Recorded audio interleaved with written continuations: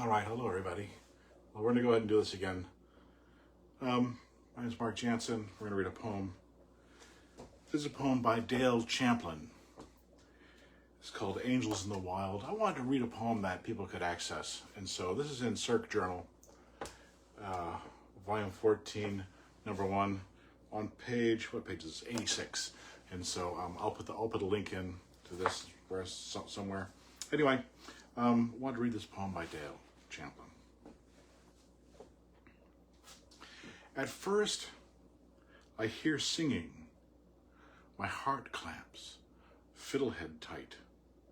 A fistful of joy, a wild burr of hummingbird wings, the peppery scent of a skunk on the move, slinking through a meadow diamond with dew. Do you dream of grass blowing as you pass? Listen. Stay still. Stealth forward. Break into the woodland with your panting breath. Search the dapple for bird flit. Hear the first raindrops, a possum hiss in the underbrush, the devotion of fairy slippers, a chorus of blue-eyed grass. Why not touch the gumdrop, jewelweed sheltered by a granite outcropping, rooted feet first in rocky soil? Now, cup your mouth into the curve of wolf howl. Crouch and run low to the ground. Skirt the spring, laden with carnivorous cobra lily. A marshy reek of mold and decay, its foot-sucking slime. Duck beneath fir and willow, vine maple and pine. In the magic hour as the sun goes down, remember your children, your mother, your mate. One last time before light lets loose its hold, tonight, as ancient stars burst into brightness, slide across the underbelly of speckled trout heaven. Return to the meadow, kneel, to pray, to sleep, tether yourself to our ever-rolling earth. Angels in the Wild by Dale Champlin. I want to say a couple things about this poem that I really admire. The first thing, punctuation. All right, when we're reading poems, punctuation can help guide our kind of the way we experience it. And what Dale Champlin does with this is there is a lot of punctuation in here. And punctuation that kind of sets things apart and slows you down. It slows down your reading. So here's an example from the second stanza. Start with the third line. Starts with a question. Do you dream the grass blowing as you pass? Listen, period. Stay still, period. Stealth forward, period. Break into the woodland with your panting breath, period. So when I'm reading this, slinking through meadow diamond with dew, do you dream the grass blowing as you pass? Listen, stay still. Stealth forward. Break into the woodland with your panting breath. It's not the only place in the poem where that kind of thing happens. In the last two lines of the poem, it starts off: return to the meadow, period. Kneel, period. To pray, period. To sleep, period. Tether yourself to our ever-rolling earth. Two of those sentences in there weren't actually sentences. They were phrases.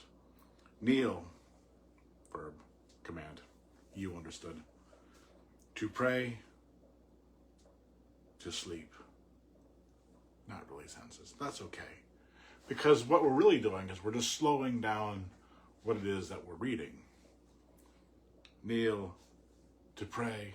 You could just do it without the punctuation. Kneel, to pray, to sleep.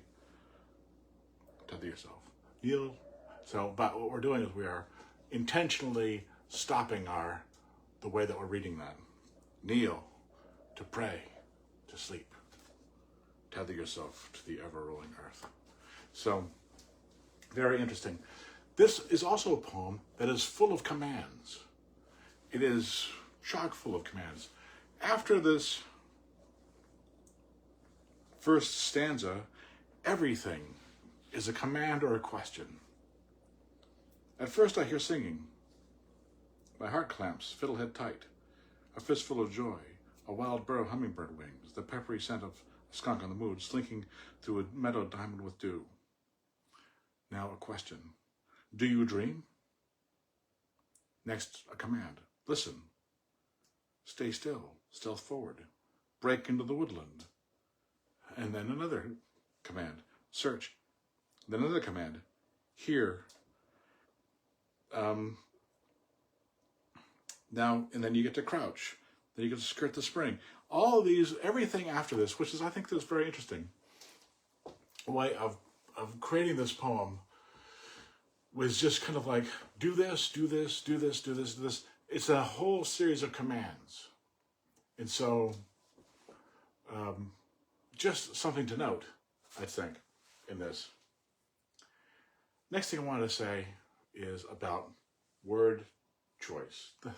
As I read through this poem, the thing that I noticed first was lots of animals in this, and kind of like fantastical sounding plants. And this is a poem that works on two different levels, because we can kind of like read through this. Oh, this is a very interesting idea of this what cobra lilies and fiddleheads and blue-eyed grass and fairy slippers, and think of it as kind of like this fantastical fairy tale kind of a thing. But you could also look them up, and they're real, which I think is very interesting too, and some of them quite beautiful. So it works on kind of like both of those levels. Animals, there's hummingbirds, there's other birds, possums and trouts. On plants side, there's fiddleheads, ferns, grass, fairy slippers, blue-eyed grass, cobra lilies, fir, willows, vine maples, jewelweed, and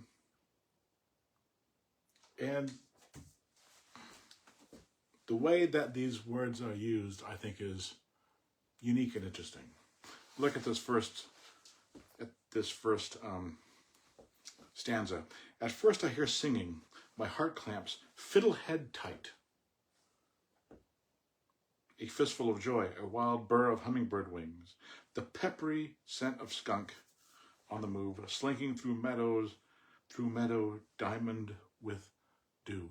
Diamond, D-I-A-M-O-N, apostrophe D, making it a verb. Now, I haven't looked it up, I don't think that diamond is a verb. It's a noun. It's a person, place, or thing. It's a thing. But in this context, we're making it into a verb. We know what the poet means. When a meadow is diamond with dew. It's just a very creative way of saying, when the dew is on the grass and the sun goes on it and it kind of sparkles or whatever with the moisture, it's an interesting image. And it's wonderful the way that Dale did that. Same thing with my heart clamps, fiddlehead tight. There's a fiddlehead spider, but I think that the poet means a fiddlehead fern. Fiddleheads are coiled and edible, apparently. You can eat them. And so, just something to kind of keep in your arsenal if you're going to write a poem. You can have this, especially if you do it the way that Dale does in this, where you have all these words that are kind of modifying other words that aren't usually used as modifiers. So a fiddlehead is usually going to be the subject of a phrase or a verb or whatever. But in this context, it's modifying tightness. So you have this kind of curled fern that is going to be used as